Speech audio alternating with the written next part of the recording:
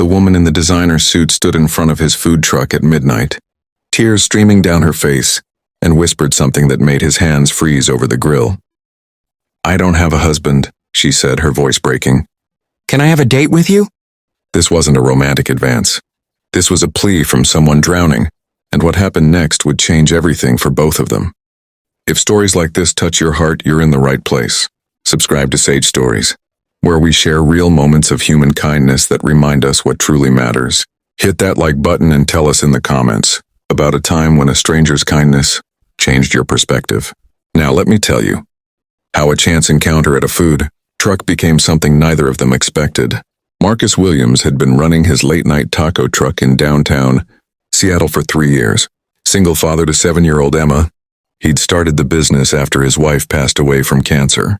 The hours were brutal, midnight to 4 in the morning, but it meant he could walk Emma to school every day and pick her up every afternoon. His daughter was his world, and he'd structured his entire life around making sure she felt loved and secure despite the enormous loss they'd both endured. The night shift attracted an interesting crowd. Clubgoers craving food after dancing, night shift nurses from the hospital 2 blocks away, insomniacs, taxi drivers. Marcus had learned to read people quickly, to sense who needed conversation and who needed silence along with their carne asada. He prided himself on remembering regulars, their usual orders, their stories. In a city that could feel cold and isolating, his food truck had become a small beacon of warmth. He'd noticed the woman 3 weeks before she spoke those words that stopped him cold. She'd arrive around 1 in the morning in expensive business attire, heels clicking on the pavement, and order the same thing: 2 chicken tacos, extra cilantro, no onions.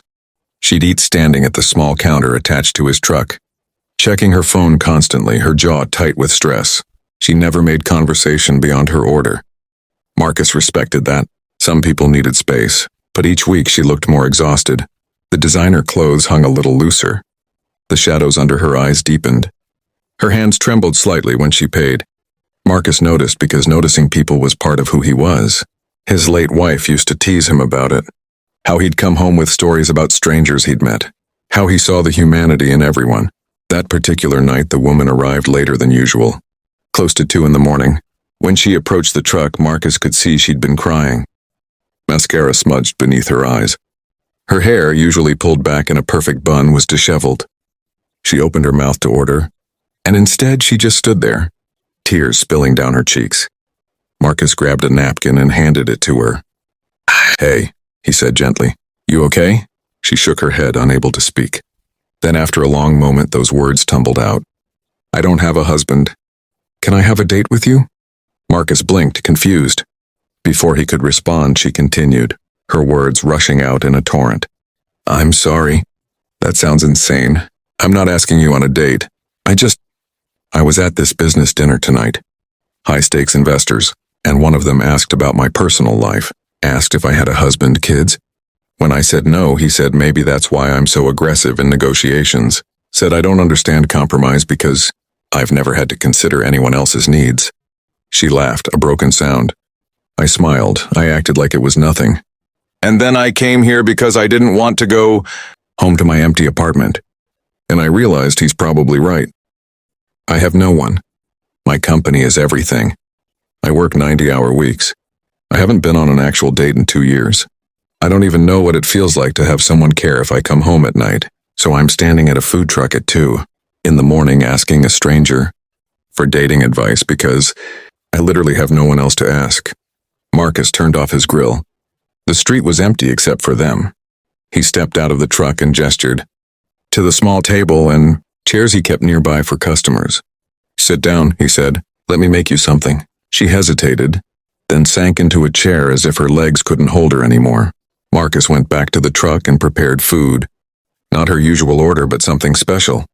Homemade tortillas warmed on the griddle, fresh grilled vegetables, the special salsa his wife had taught him to make, the recipe that had been in her family for generations. While he cooked, he talked. "I'm Marcus," he said. "Single dad. My daughter Emma is 7. My wife died 4 years ago. And I understand loneliness probably better than you think I do."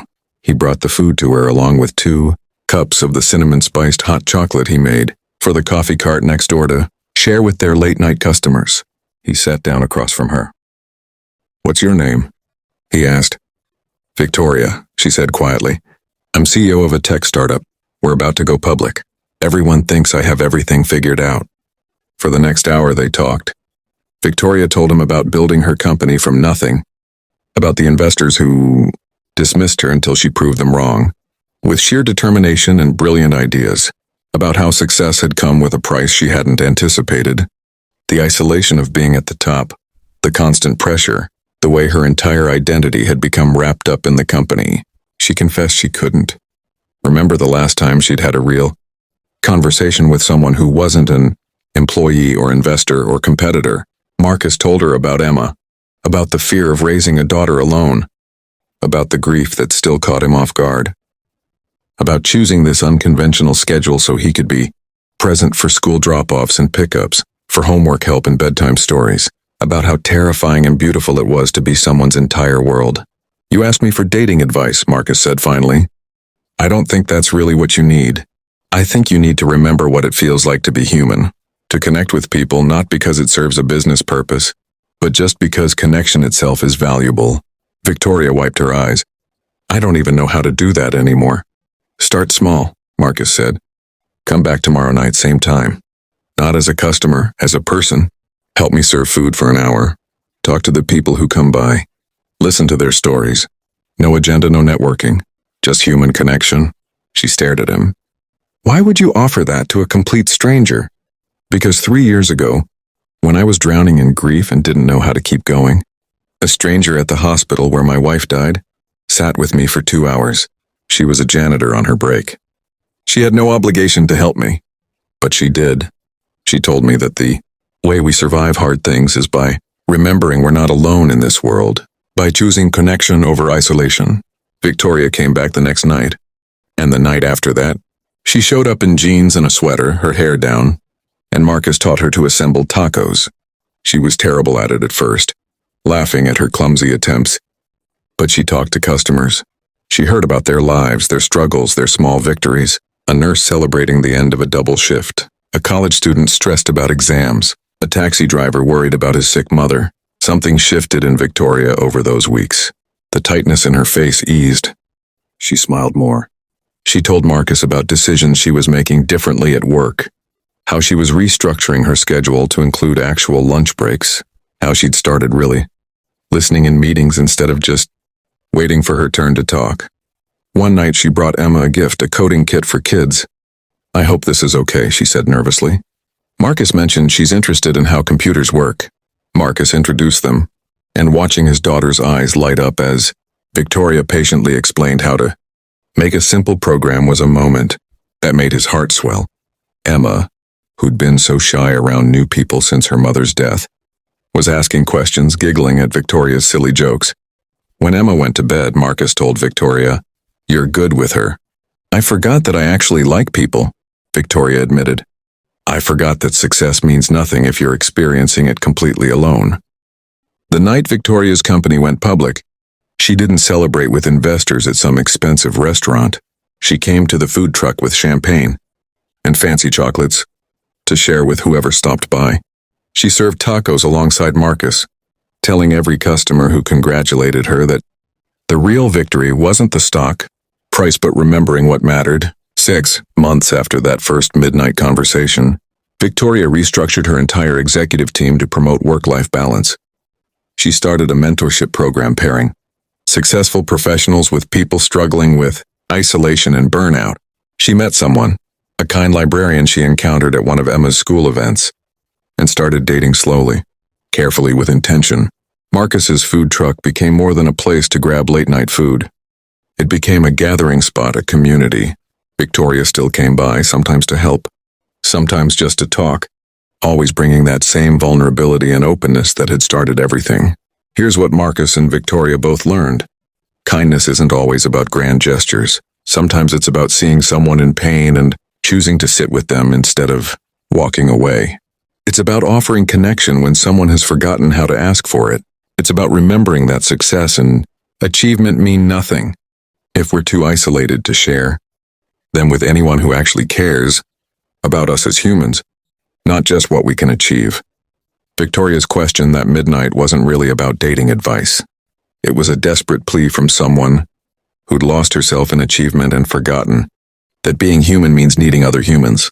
And Marcus's response, his simple offer of time and attention and genuine care, created ripples that spread far beyond that first conversation. We all get lost sometimes in our ambitions, our responsibilities, our pain. We forget that we're not meant to navigate this life completely alone.